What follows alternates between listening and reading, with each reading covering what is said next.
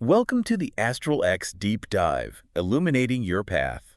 I'm Solarian Zephyr, your cosmic strategist. And I'm Lunaria Salim, your intuitive guide. We bridge celestial wisdom. Unlock your modern path. Discover guiding starlight insights. Explore powerful cosmic energies. How do planetary transits shape your story today? Hmm. So for this deep dive, we're really digging into the Celestial Chronicles, the Solar Sovereign, and the Harmonizing Diplomat material. That's right. Our goal here is to really light up that 2025 forecast, specifically for you, if you have that, potent mix of Leo Sun and Libra Rising. It's such a fascinating combination, really. The source material, it really dives deep into that blend and paints this, well, almost mythic picture. It's that, yeah. It describes your core identity as embodying the golden lion armored in the peacemaker's gilded scales. Wow. Okay, that imagery hits hard straight away. You get that Leo strength, Yeah. the radiance, Yeah. the Solar King, that lion's heart fire. Absolutely. That real regal authority. But then it's fused with the Libra Rising.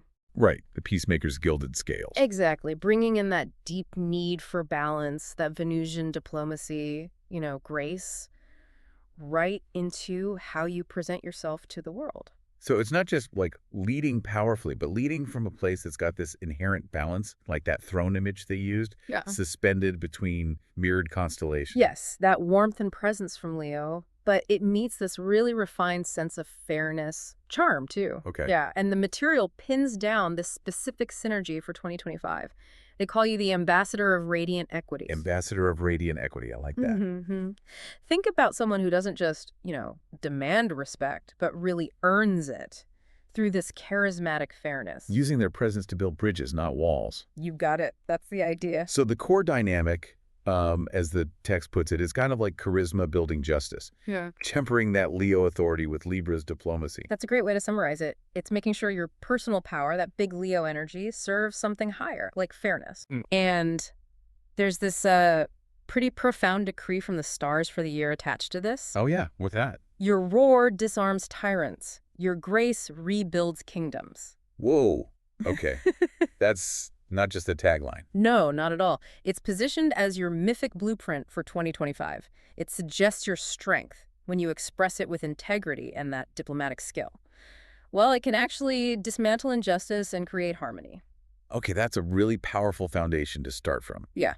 So we have this core archetype. Mm-hmm. How does it actually play out with the planets in 2025? Mm-hmm. The source talks about cosmic physics in motion. Right, and it frames the whole year as a kind of recalibration of your relational universe. A recalibration, okay. Yeah, this is where the transits show up, how these archetypes get activated, and a really big one is Pluto in Aquarius. It's moving through your 11th house. Community, groups, aspirations, that area. Exactly, and the source describes this transit specifically for you as a social superconductivity event. Social superconductivity. Oh. That sounds electric. What does that actually look like for this Leo-Libra person? Well, Pluto, it's deep transformation, power. In the 11th house, it shakes up your relationship with groups, networks, the collective energy, even your big dreams. Okay. So superconductivity implies these groups and movements aren't just there, they're highly charged. They're going to powerfully magnetize your leadership style, that blend of charisma and fairness you bring. So your ability to lead with authenticity and create balance becomes really attractive and impactful in groups. That's it. It's how your individual power connects with the collective. You might feel called to step up or maybe transform how you engage with your community. And there's a journal prompt tied to this too, isn't there? Mm-hmm. What 3 relationships reflect my highest ideals? Where do I sacrifice authenticity for harmony? Ooh, that gets right to the core tension, doesn't it? Especially with Libra Rising wanting harmony. Exactly. It pushes you to look at your connections, that 11th house stuff, and check if you're compromising your true self, your Leo need for authentic expression just to keep the peace. Pluto here really demands integrity in your community ties. Okay, that makes sense. Then there's Mars. Mars in Leo. Yeah. July 20th to September 4th, right? In the first house. Yes. The first house, self-body presence. And the source uses the term nuclear fusion for this period. Nuclear fusion, that sounds intense. It is. Mars is action, energy, assertion. When it hits your sun sign Leo and your first house, it's just this huge surge of vital force right into your identity, how you come across. So you basically become A gravitational force. Pretty much, yeah. Your presence is just undeniable. You command attention. You spark reactions. It's potent stuff. And potentially tricky. Yeah. The source asks that question. Will I weaponize charisma? No. Or alchemize it into artistry, Leo? Exactly. That's the crux of it during that transit. You will be noticed. People will feel that energy. The choice is, do you use it aggressively or do you channel it into creativity, courage, warmth? Something aligned with your Libra side, too. Right, conscious mastery of that radiance. Okay, conscious mastery. And talking about dynamics, the source also points out a big tension. Saturn in Pisces in the 5th versus Venus retrograde in Leo in the 7th. Yes, this opposition sets up a major theme for the year. Saturn in the 5th house, creativity, self-expression, romance, kids. That whole area of joy and creation. Right. Saturn brings structure, maybe responsibility, maybe some limitations there. In Pisces, it suggests navigating the edges of your creative flow, finding discipline, perhaps dealing with some old karmic patterns linked to those areas. It's called a karmic anchor. A karmic anchor in creativity. Interesting. And opposite that, Venus retrograde in Leo in the 7th house of partnerships. Exactly. Venus, the planet of love, values, connection, retrograde going backwards in your sun sign, Leo, and lighting up your house of relationships. That spells a major review period. Reevaluating partnerships, personal, professional. Both. It's a time for potential rebirth in your key connections. Venus retrograde asks you to really look at your values, especially regarding others, and maybe renegotiate some dynamics. And the source calls this tension. Legacy versus love renegotiated. Perfect summary, isn't it? How do you balance the structured creative work or responsibilities you're building, that's Saturn in the 5th, with the deep, maybe challenging, but ultimately transformative work happening in your closest relationships, thanks to Venus RX in the 7th? Ah, okay. So it's juggling your personal path, your creative legacy maybe, with the real work needed in your partnerships, finding that balance. Precisely. And this isn't just background noise, it's a dynamic tension that's likely to shape a lot of your experiences in 2025. It really pushes you to integrate these two vital parts of life. Okay, so moving from those big cosmic currents, how might we actually feel this? The source talks about somatic astrology, the body as cosmic compass. This view sees our bodies as these incredibly sensitive instruments reflecting what's happening out there. Specific transits can light up corresponding parts of the body. Like Mars in Libra, October 18th to December 9th. Exactly. Mars is energy, action. But it's in Libra, the sign ruling balance, and also the kidneys and lower back. So pushing hard Mars in the sign of balance, Libra, could create physical tension there, especially when you're trying to be diplomatic or sort out relationship stuff. That's the idea. When you're pouring energy into balancing acts, negotiating, the physical zones linked to Libra can really feel it. Makes sense. And the source gives this really cool embodiment exercise for it, the archer pose. Oh, yeah. Yeah, you stand with your left palm facing the sky. That's Libra's receptive, balancing vibe. And your right fist is at your heart, Leo's power, courage. Okay.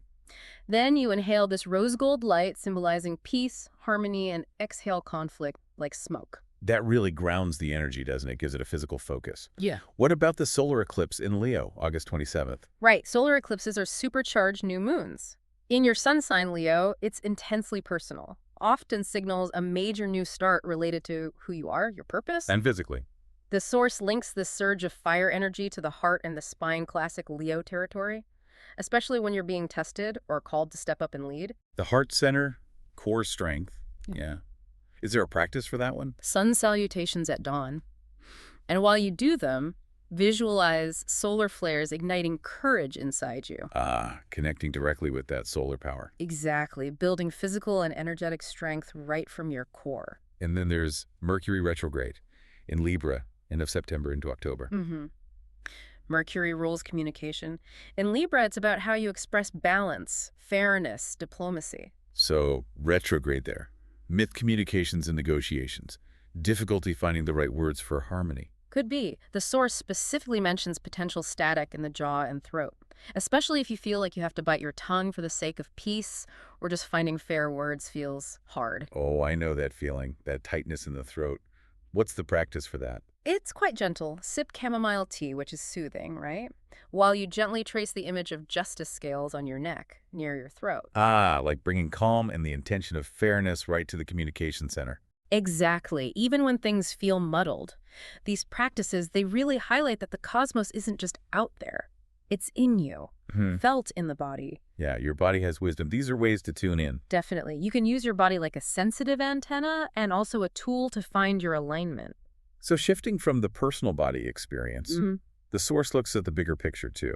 Historical synchronicity, connecting this Leo-Libra energy to real people. Yeah, it's really inspiring, actually, seeing how these archetypes show up in history. The texts mention people who managed to blend that Leonine magnetism with Libran principles. Like Barack Obama, a Leo sun. Cited specifically for using that Libran diplomacy so effectively in his leadership. You can really see that, can't you? The clear Leo presence, the authority, but also that very measured, thoughtful, weighing all sides approach. Absolutely. And then there's Freddie Mercury Libra Rising. The source points to his incredible, almost overwhelming Leonine stage presence and power, but channeled into this harmonic genius that just connected with everyone. That Leo, fire, and creativity, but presented through that Libra Rising lens of artistry and connection. He commanded the stage like a king, but used harmony to reach people. Wow. And they also bring in Michelangelo, noting his Libra energy alongside what they call his Leo-level creative sovereignty. So immense individual power and vision, but also shaping Renaissance ideals, pursuing form, balance. Exactly. His work has that blend. These people didn't just have the energy, they lived it. They merged that charisma with a real search for moral or artistic balance. And there's a mantra for 2025 inspired by them. Yeah, it's quite powerful. Like Obama, I lead with heart justice. Like Mercury, I turn passion into universal anthems. That really brings it home. It reminds you, you're walking a path others have walked. Giants who found a way to blend magnetism with morality. It frames your journey within a lineage. So to help you actively work with all this, the source provides rituals and reflection, practical things to do. Yes, tools for conscious engagement, like the Libra New Moon Ritual Blueprint for September 21st. What does that involve? It involves balancing 2 golden candles on, like, a brass scale. One candle is self, the other is others. Okay, very literal Libra imagery. Then you write intentions about balancing your needs and others' needs on rose petals. You burn the petals while saying, I honor both in equilibrium. That's beautiful. It really encapsulates that core challenge, finding genuine balance between your own light and your relationships. And that journal prompt we mentioned earlier, it comes back here too. Right. Where does the performer overshadow the partner? What throne have I offered to others? Yeah, it really pushes you to look at that Leo desire to shine the performer, the throne, versus the Libra need for fair partnership, examining those internal power dynamics. Definitely something to chew on. And there's an embodiment practice too. Lion's balance breath. Lion's balance breath. Kind of How does that work? You inhale for 4 counts, thinking Libra, balance, equilibrium. Hold the breath for 4 counts, feeling Leo power, stillness. Then exhale for 6 counts, releasing compromise that isn't authentic, finding a new balance. Inhale 4 Libra, hold 4 Leo, exhale 6 release. Okay. And you do it with your hands over your heart and solar plexus, those Leo power centers. Connecting breath, body, intention. It feels like these aren't just symbolic things. They're actual ways to engage with the energy day to day. That's exactly it. They're anchors. Tools for finding your internal alignment when the external energies are swirling. Okay, so beyond the personal, the historical, the source also looks at cultural resonance, how this archetype shows up in art, in stories. Yeah, it's fascinating how you can start seeing this blend everywhere once you look for it. Woven into our collective imagination, the source gives some great examples. Like in movies, Black Panther's Tilly. That's pure Leo royalty, nobility. Right. Combined with, say, the energy of Abraham Lincoln, that Libran political grace, the constant need to balance, negotiate, hold a moral center during intense conflict. Yeah. King, who's also the master diplomat.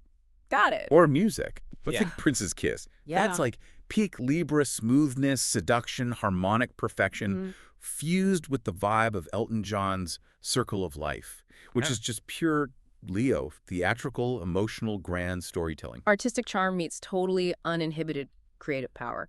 And literature. Yeah. The Great Gatsby, that dazzling, charismatic ambition, maybe a bit self-absorbed, meets Atticus Finch. The quiet integrity, the moral compass, the dedication to balance and justice. So the tension between personal glory and fairness. Exactly. And the source sums it up with this beautiful visual. A lion's mane woven with golden scales ferocity, tempered by fairness. Ah, that captures it perfectly. Strength guided by justice. It shows how fundamental this energy is to how we tell stories about leadership, relationships, creativity, all of it. Okay, so bringing this all back to your actual year. Right. The source does something pretty bold. It maps out 3 potential future timelines. Right, mapping the future. This is where your choices really come into focus. The material stresses that decisions you make, especially during that Venus retrograde in Leo window, July 31st to September 8th. That key relationship review period. Those choices are pivotal. They can steer you towards quite different paths throughout the rest of the year and beyond. So that period is like a major choice point. Okay, what are the timelines they lay out? Timeline A is called the luminous legislator. This is the path if you really lean into that heart-centered justice using your unique gifts. Okay, and what does that look like? The source suggests you could end up spearheading big initiatives, maybe arts education reform, using that Pluto and Aquarius social superconductivity to get viral support. Maybe launching something called a Theater of Change initiative that actually shifts policy. Wow, leading with heart and making systemic changes. Is there a signpost for that path? A Jupiter trine to your ascendant around October 14th. That's usually a very positive, expansive transit. And the source even mentions potential UN recognition as a tangible sign your influence hitting a global scale. That's incredibly potent. What's timeline B? Timeline B is less aspirational. It's called the Gilded Cage. Oh. This is the potential outcome if you fall into the shadow side, maybe prioritizing image or people-pleasing over your own integrity. Okay. The source describes this leading to creative blocks, burnout, adrenal fatigue specifically. And Saturn in Pisces might force a kind of sabbatical, making you confront performative burnout. That echoes that warning about weaponizing charisma, getting caught needing applause instead of living authentically. What's the signpost for this path? A Mars square Pluto aspect around May 3rd. Squares mean tension, conflict. Mars-Pluto can be intense power struggles. The soul suggests this could manifest as a conflict or even a betrayal that reveals alliances were shallow, built on image, forcing you to face where you compromised your integrity. A really stark contrast to timeline A. What about the third option, timeline C? Timeline C is the cosmic choreographer. This path unfolds if you successfully merge your art and your advocacy. Ah, bringing both sides together. Exactly. The source paints a picture of you directing peace-building performances, maybe at global summits. Your work potentially earning major recognition, like a Nobel nomination linked to Neptune in Aries, really redefining cultural diplomacy on a big stage. So integrating the Leo creativity with the Libra peacemaking amplified vision, and the signpost for this one. A solar eclipse in Libra, October 2nd. Eclipses mark powerful new beginnings. In Libra, it's about relationships, balance. The signpost here is described as a major collaboration, maybe even with a geopolitical figure, showing your work is now merging art and global harmony. Okay, these 3 timelines really drive home that your choices, especially around that Venus retrograde time, have real, tangible effects on where you end up. Knowing these possibilities feels empowering. Exactly. It shifts the forecast from just being something that happens to you to being an invitation, an opportunity to actively co-create with these energies through your conscious choices. As our cosmic journey concludes, Dive deeper into your unique path. request your email audio reading now. Find the link in the description below. Explore episode resources and links. All details are waiting for you there. Ignite. Think. Become. Subscribe for Starlight Insights.